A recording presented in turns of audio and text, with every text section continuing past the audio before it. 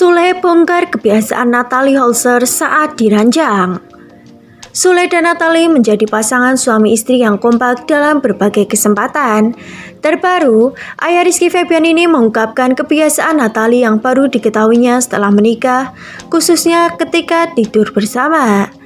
Cerita tersebut dibagikan dalam kanal YouTube Ari Wibowo yang tayang belum lama ini. Segala hal yang menyangkut rumah tangga Sule dan Natalie selalu berhasil menyita perhatian publik. Diketahui Sule dan Natalie menikah pada 15 November 2020 lalu. Pernikahan mereka pun terpaut usia 15 tahun.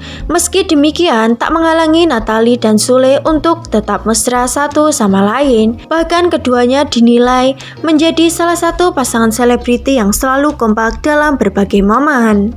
Terlepas dari hal tersebut, baru-baru ini Sule membongkar kebiasaan sang istri.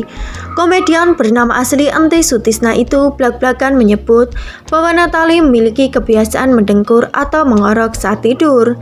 Pengakuan ini diungkap Sule ketika menjadi bintang tamu di YouTube Ari Wibowo. Natalie kalau tidur memang biasa ngorok, parah banget. Kalau gue memang ngorok juga, ujar Sule.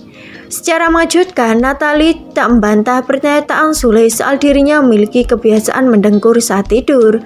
Mantan DJ itu mengaku memang kerap mengorok, bahkan lebih kencang ketimbang suaminya. Aku ngoroknya lebih kencang, ternyata benar, karena aku kan di videoin jadi ketahuan. Kalau dia kan lebih banyak begadang, aku nggak tahu kalau dia tidur kayak gimana, tutur Natalie. Menurut Natalie, kebiasaan yang kerap mendengkur adalah faktor genetik keturunan bule. Mengingat artis 28 tahun ini memiliki darah Belanda dari keluarganya.